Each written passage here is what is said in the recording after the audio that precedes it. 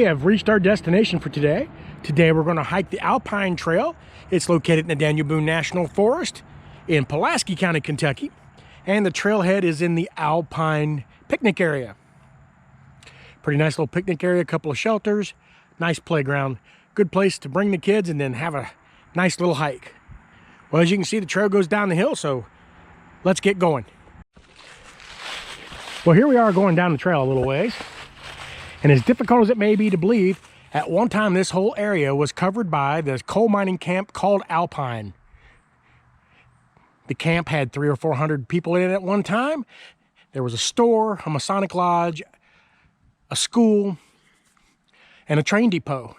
And Alpine existed from 1888 till 1911, when there was a massive fire in the town and it completely destroyed almost all the buildings in town. The town wasn't rebuilt. They did mine here for a few more years until about 1923. But as you can see, there are no remnants at all of the town left here. Well, let's continue on down the trail and see what's up ahead. Well, we're a little further down now.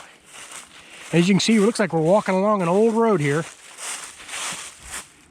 Trees are about gone now. There were some pretty colors here a few weeks ago, but not much left now. I wonder if this is the old road you used to come into town. Definitely an easy trail so far. Nice and flat and easy to follow. Well, let's just keep on following this road. All right, well, the old road we were walking has intersected a gravel road.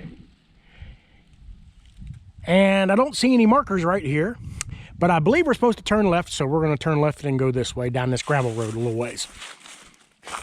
Let's head on down this way. Well, we've come to a fork in the road. The trail goes down to the left, and if you remember, I said there was nothing left of this town. No one's lived out here in over 100 years, but there is one remnant of the town left, and that little sign tells us that going up this way is the old Alpine graveyard. So the cemetery for the town is still here.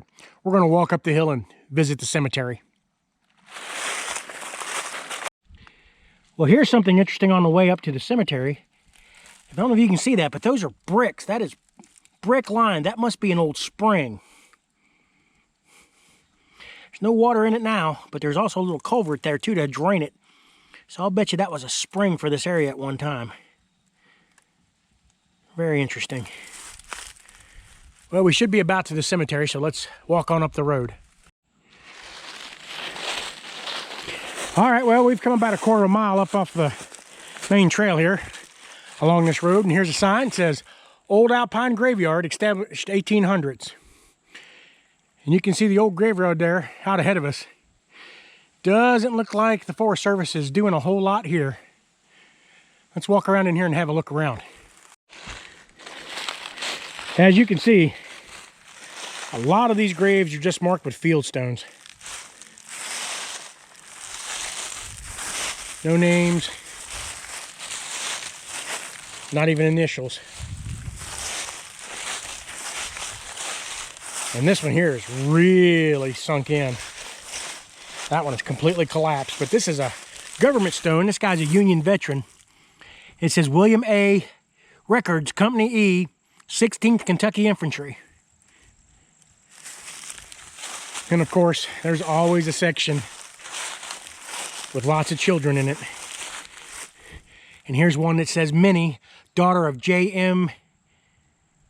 J. Anderson, born January 25th, 1886, died April 11th, 1889. And you can see her little grave is sunk in too. And right next to her is a grave with just a field stone. And then there's one right next to her. And that says John E., son of G.A. and Manda J. Anderson. Born April 19th, 1892. Died November 11th, 1892. So that was probably Minnie's brother. And, yep, here's the mom and dad. John Anderson and Nancy Anderson. She died in 1886.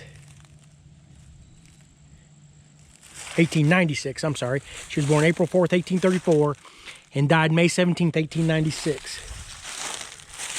And I can't read his. I can see his name, and there's hands clasped together. This is a sad place. There's trees down everywhere. A lot of these graves are sunk in. There's one right there with just a fieldstone that's sunk in. And this is cleared all the way up into there. I'm gonna walk further back and we'll pick this up back in there somewhere. Well, there's a lot of children in this cemetery. Here's another one. Mabel C., daughter of W.E. Ballou, I think it says. Born November 10th, 1901. Died October 7th, 1902. She didn't even make a year. You can see her little grave sunk in. And I think right over here is one of the oldest graves. And again, of course, it's another child's grave. There's two children's graves right here.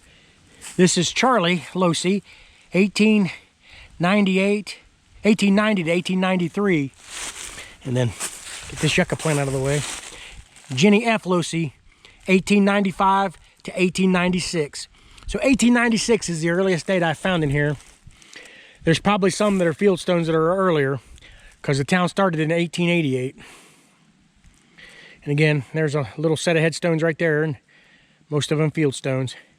There's a big hole right there. I hope that's not where somebody's grave was dug. Maybe they exhumed somebody and moved them to another cemetery. Well, there's the way we came in. So I guess we'll leave these folks in peace. If you happen to come out this way, be sure to pay your respects. I don't see any flowers here.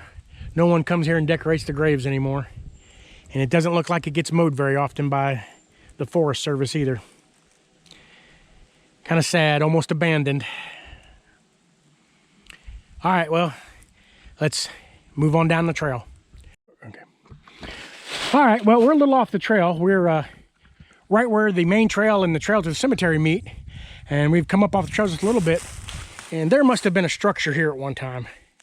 There's all kinds of rocks here, just laying all jumbled about. And there's some bricks.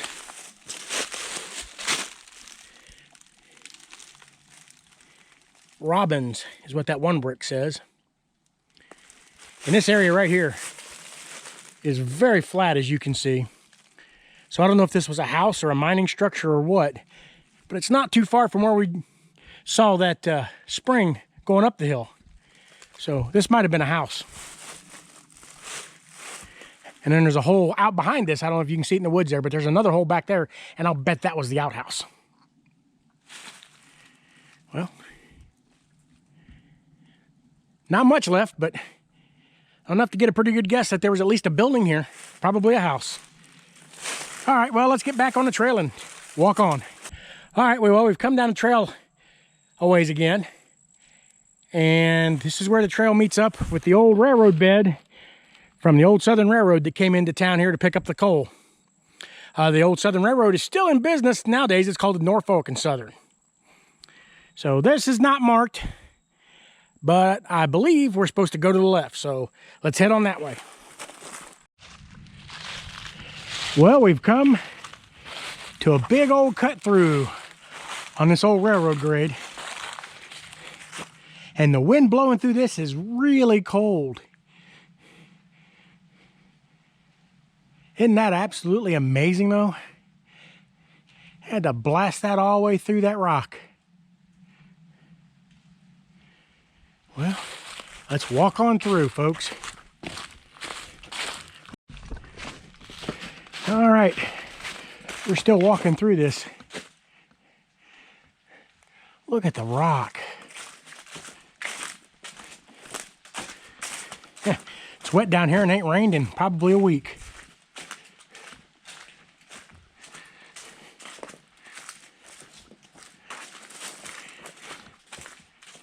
Man, it must have been something to see a train come through here. Ah, good. There's a diamond on the tree, so we're definitely going in the right direction. All right, well, let's move on up. All right, well, the trail turned off the old railroad grade a while back, and it's been all uphill since then. It's probably about a quarter of a mile uphill. Looks like it's getting ready to flatten out up top there. Of course, we walked down into that little valley, so we got to climb back up. So let's walk on. I think we're getting near the end of the trail, though. All right, we have come out of the trail here, and we are back in the picnic area. So that's going to wrap up today's adventure. I hope you enjoyed today's adventure. If you did, be sure to give us a like and a share. Don't forget to subscribe. Thanks for coming along, and we'll see y'all next time.